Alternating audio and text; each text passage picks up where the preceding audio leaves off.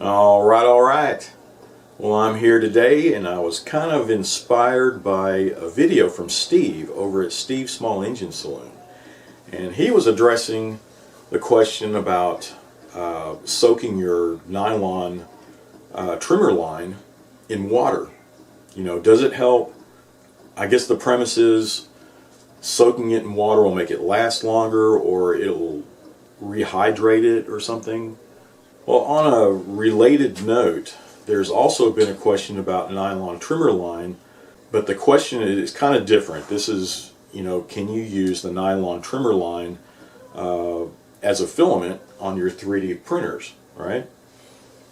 Well, I think I can give some information that will kind of tackle these questions from two different sides. On one side, from the lawn and garden industry, and from the 3D printing industry.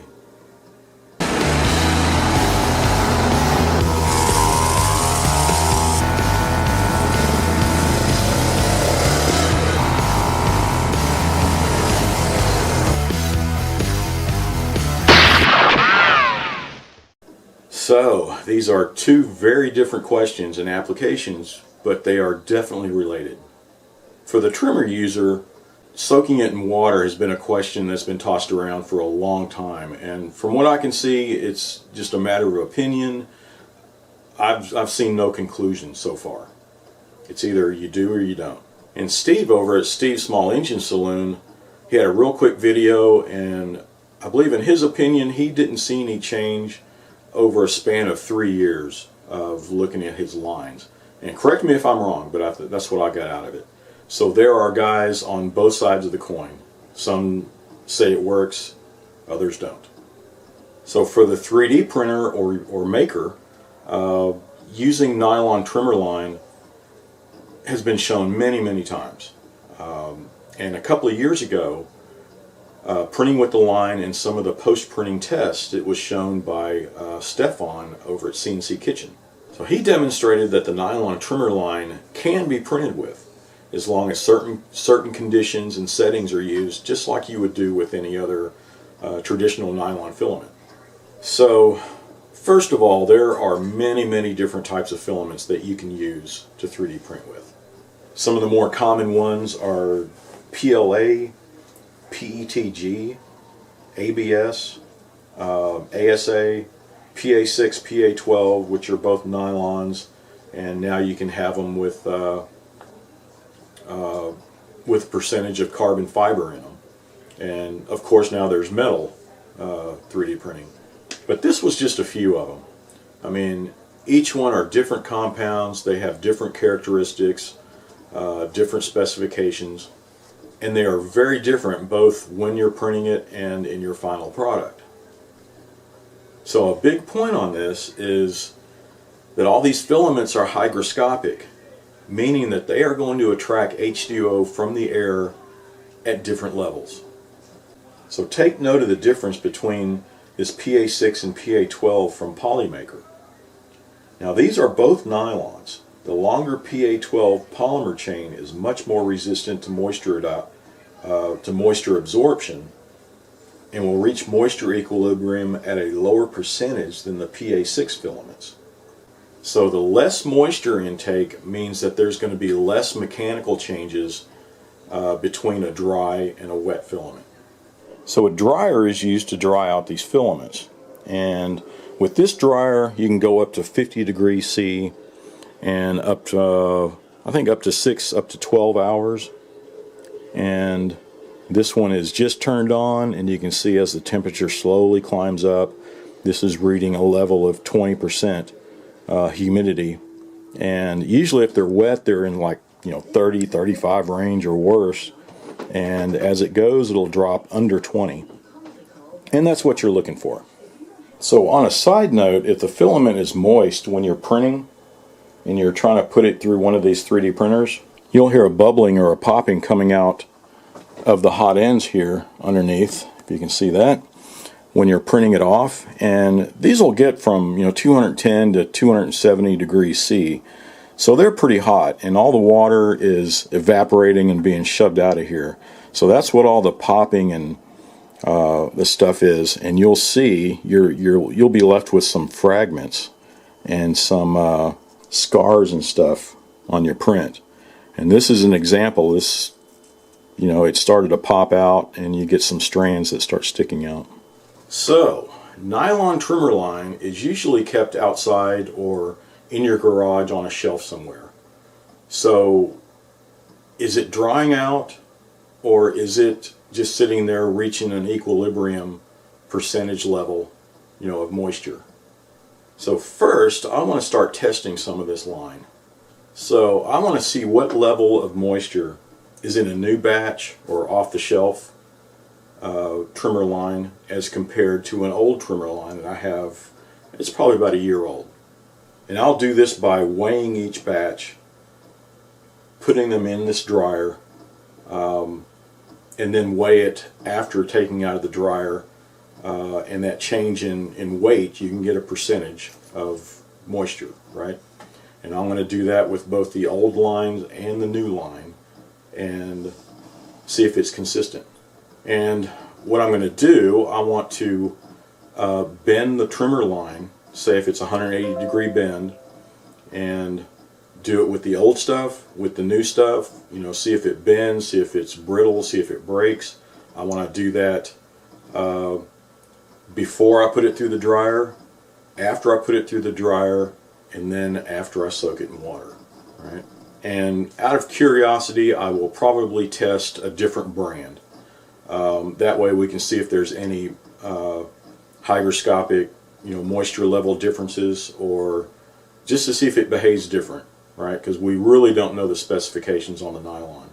And when you think about it, a lot of these filaments that we use here, we know the properties of it, right? And that's why we can build a product out of it, because we know what we're dealing with. With the trimmer line, well, we're buying it as trimmer line, so I don't know if there's been any additives to the nylon or anything different. But since that they are nylons, those specifications will be kind of, they probably won't differ that much, but they'll probably differ. So here's some of the trimmer line that I have, and I thought I had some that was a little smaller. It looks like the smallest I have is the 0.80 inches or 2 millimeters, and this one is really old. It's years, and this one's probably almost a year. Last spring I got them. This one's very old. You can see the even the packaging is just falling apart. But the only difference is the diameter. Okay, when we're using for 3D printing, all this stuff, you can see they come in 1 kilogram spools and at 1.75 millimeters. And you can see that's pretty common. These were PETGs, which is okay. Now here's a PACF. So this is a nylon with carbon fiber, and it has been a pretty decent, very strong filament. But I still should be able to test with this. I'll put it through. I'm going to weigh them. I'll tear out the packaging so that we can just see exactly how much the filament weighs before and after the dryer here, like that. And then at least we can see the percentage of moisture. And we can still do all the bend testing and everything like this. So here is some of the new stuff I picked up. And, I was trying to find some stuff that, didn't have any funky shapes to it, no blades, and, but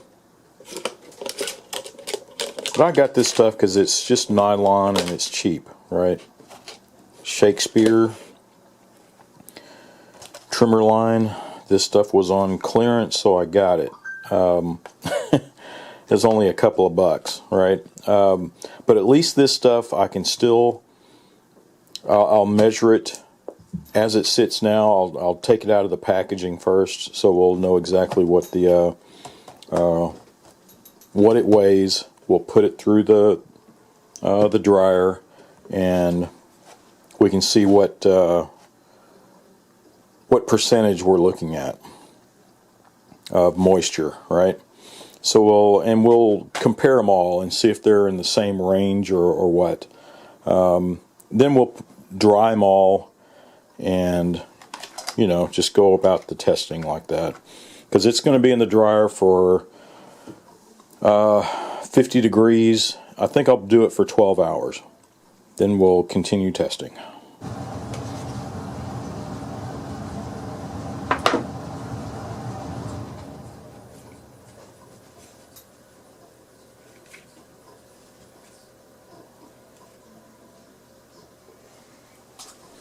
Well, before I actually cut some of these off, I just weighed them, but you can see I can just fold them over 180 degrees. They're not breaking. It's not like they're brittle.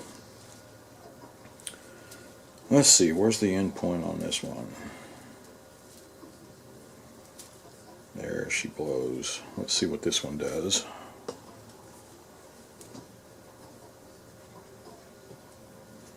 Same thing. You see there's still some elasticity in it. They're not breaking. This one, you can tell where I tried to bend it, but it didn't break. And there's still some elasticity left in it. This was the yellow stuff. This is probably about a year old.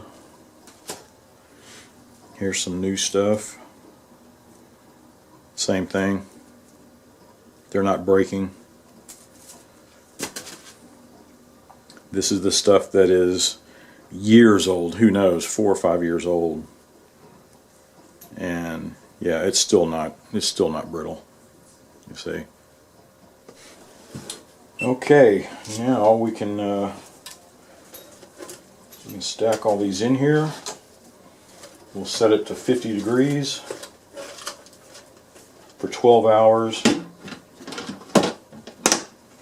We'll weigh it again and see what percentage of moisture is in each. Alright, it is set. Alright, well, the tests are complete. Okay, so let's take a look at this spreadsheet here. As you can see, I used samples from old trimmer lines and a couple of new ones. The old ones ranged from 1 year to 5 years old, and the new ones were just off the shelf, right? They ranged in diameter from 0.065 to 0.095 inches. And to take note, filament that is used in 3D printing, they're usually about 1.75 millimeter. They have a larger size, but in this case it's 1.75 millimeters or 0.068 inches. So you can see the testing that was done here. I took the weight of all of the trimmer lines pre-dryer, and then weighed them after the dryer and calculated the moisture percentage. And down at the bottom you can see where I bent them 180 degree bends before dryer and after drying, and I did not see any difference. I bent them all the same. They weren't brittle. I couldn't feel any difference. Now back to the moisture percentage, you can see they're all pretty low, right? That's pretty low percentage. And of course the lower the better, meaning the lower percentage, the difference between pre and post, the difference between a dry state and a wet state, the less percentage the better, because there's less mechanical changes to the line, right? And also take note that out of 4 of these lines, I soaked them in water. After all it was said and done, I soaked them again and weighed them again, and you can see the difference between after soaking it and then to the pre-dryer or whatever. There's hardly any difference at all, right? So meaning that pre-dryer, while it's sitting on the shelf, it's almost reached the moisture equilibrium already. So I don't think, soaking it is going to make that big of a difference at all. So to take note also, if you're looking at some of the properties, and these are some of the properties on nylons that are used for 3D printing, and you can see in some of them the tensile strength is higher in a dry status, while on the other sample it's higher in a wet status, just slightly. But also take notice, if you're comparing them both, the bending strength on both of these samples, it's higher in a dry status. And the bending strength, or the flexural strength, the bending strength is its ability to resist deformation under a load. So the higher the better, because at that point that's recorded, it's actually the flexural strength before it breaks, before it deforms, right? And in both of these cases, it's higher in the dry state. So there are probably additives in these nylons that we don't know about. And even on a side note, just the color, it can be identical filaments, but just different colors will make some changes on the behavior. So when you're dealing with a nylon filament line or trimmer line, UV is going to play a huge role. If you have stored your trimmer line out on a shelf in the sun, out exposed everywhere, for who knows how long, a year later, it's going to be in pretty bad shape. And I don't think soaking it in water is going to reverse any kind of UV damage, right? So one thing I think that will make a difference is how you're storing your lines. So with your filament line, it all comes in a sealed plastic bag like this, and you can see the desiccant in there, right? So it is already sealed. It'll be able to sit on a shelf for a little while without attracting a lot of moisture.